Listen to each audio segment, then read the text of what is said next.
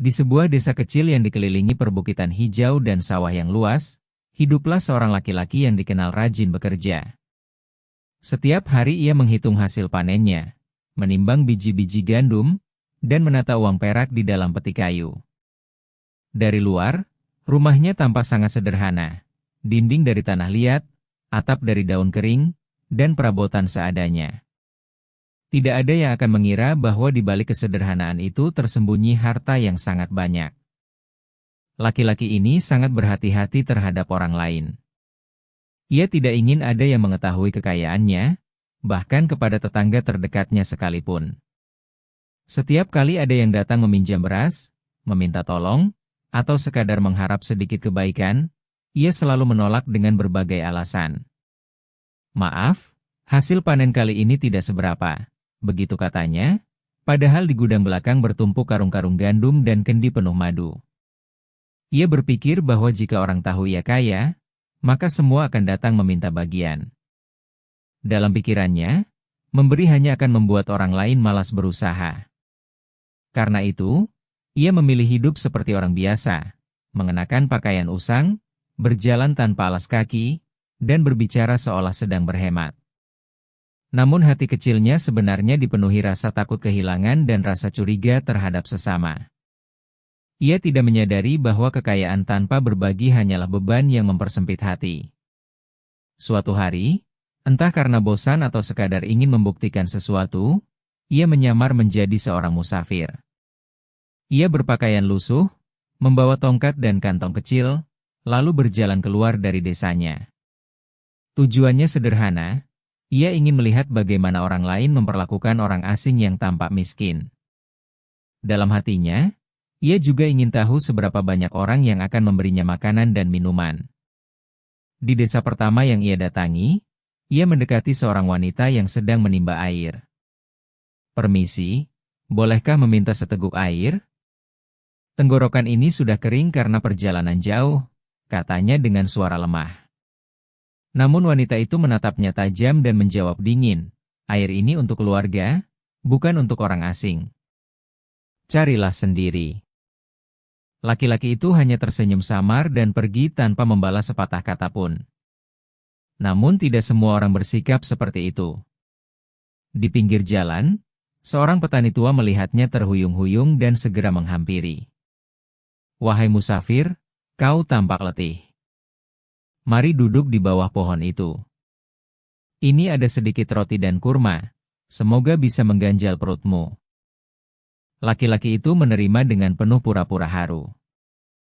Dalam hatinya, ia berkata, ternyata masih ada yang mudah tertipu oleh penampilan.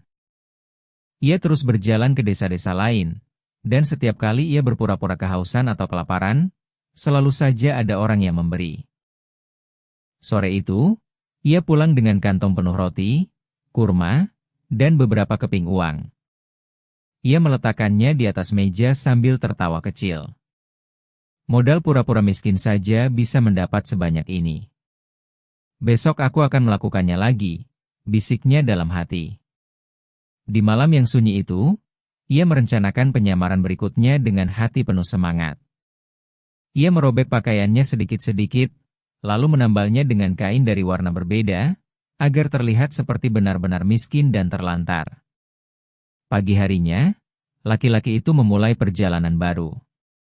Ia berpura-pura pincang, berjalan perlahan sambil membawa mangkuk kecil dari tanah liat. Setiap orang yang lewat ia tatap dengan wajah sendu dan suara memelas, "Tolong kasihanilah seorang pengemis yang lapar." Dan benar saja, banyak orang yang bersimpati. Mereka memberinya susu, madu, bahkan uang perak.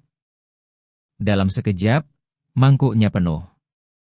Ia berpindah dari satu desa ke desa lain. Semakin jauh ia pergi, semakin banyak yang ia peroleh. Tidak ada yang tahu bahwa pengemis lusuh itu sebenarnya seorang kaya yang sedang menipu belas kasihan manusia. Di malam hari, ketika semua orang tidur, ia akan pulang diam-diam dan menyembunyikan semua pemberian itu di gudang rumahnya. Setiap kali melihat tumpukan barang semakin banyak, ia merasa semakin bangga atas kecerdikannya. Namun sebagaimana pepatah mengatakan, serapat-rapatnya bangkai ditutupi, baunya akan tercium juga. Pada suatu hari, ia tiba di sebuah desa bernama Desa Dermawan, sebuah desa yang terkenal karena penduduknya sangat baik hati. Di desa itu, siapapun yang datang meminta bantuan, pasti akan diberi. Bahkan orang yang sekadar lewat pun sering disambut dengan segelas susu hangat dan sepotong roti. Laki-laki itu berhenti di depan sebuah toko. Ia duduk di tanah, menundukkan kepala, dan mulai memohon belas kasihan. "Tolonglah, kasihanilah musafir yang lapar ini," katanya lembut. Orang-orang yang lewat melihatnya dengan penuh iba. Dalam waktu singkat, kain yang terbentang di depannya terisi banyak uang dirham. Di sampingnya juga ada kendi berisi susu dan sekotak kurma. Ia menatap semuanya dengan mata berbinar. Dalam hatinya, ia berbisik, "Desa ini benar-benar tempat yang baik untuk mengemis. Aku akan sering datang ke sini." Namun, di balik kesuksesan penyamarannya, nasib mulai menyiapkan jalan yang berbeda. Sore itu, saat ia pulang ke rumah, seseorang tanpa sengaja melihatnya dari kejauhan. Orang itu berasal dari Desa Dermawan dan sedang berteduh di bawah pohon dekat rumah si laki-laki. Ia melihat sosok pengemis yang dikenalnya masuk ke rumah sederhana itu, lalu keluar lagi dengan pakaian yang sangat berbeda. Baju bagus, bersih, dan berwarna cerah. Orang itu mengernyitkan dahi. Bukankah tadi dia memakai pakaian compang-camping? Mengapa sekarang seperti orang kaya? Gumamnya. Rasa ingin tahunya semakin besar. Ia pun diam-diam mengikuti gerak-gerik laki-laki itu. Malam hari, ia melihat hal yang sama. Laki-laki itu mengganti pakaian bagusnya menjadi pakaian pengemis dan keluar rumah dengan membawa mangkuk kecil.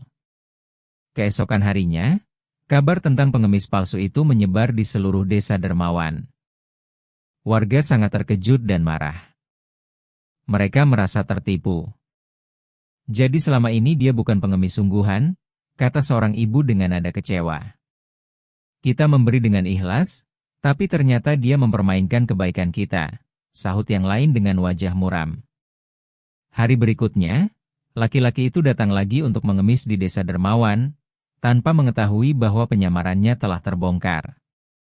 Ia duduk di tempat yang sama, menunggu orang-orang lewat. Namun tidak seorang pun menoleh kepadanya. Tidak ada yang memberi uang, tidak ada yang memberi susu atau kurma.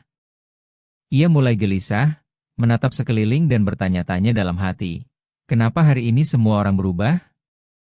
Kemarin mereka begitu dermawan, tapi sekarang seolah tak melihatku." Ia menunduk, berharap ada yang berhenti dan memberi, tapi tidak ada yang datang. Matahari makin tinggi, panas membakar kulit, dan rasa haus mulai menyerang. Untuk pertama kalinya, ia benar-benar merasakan bagaimana rasanya menjadi pengemis sungguhan. Lapar, haus, dan tak dipedulikan. Tapi hati kerasnya belum juga sadar. Ia justru merasa tersinggung, seolah dunia sedang mempermainkannya. Dalam kesunyian siang yang terik itu, tanpa disadari, kehidupan sedang menuntunnya menuju ujung dari segala kepura-puraannya.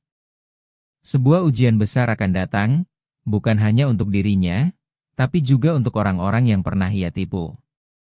Dan dari situlah pelajaran besar tentang kejujuran, kesyukuran, dan makna memberi dengan tulus akan mulai terungkap.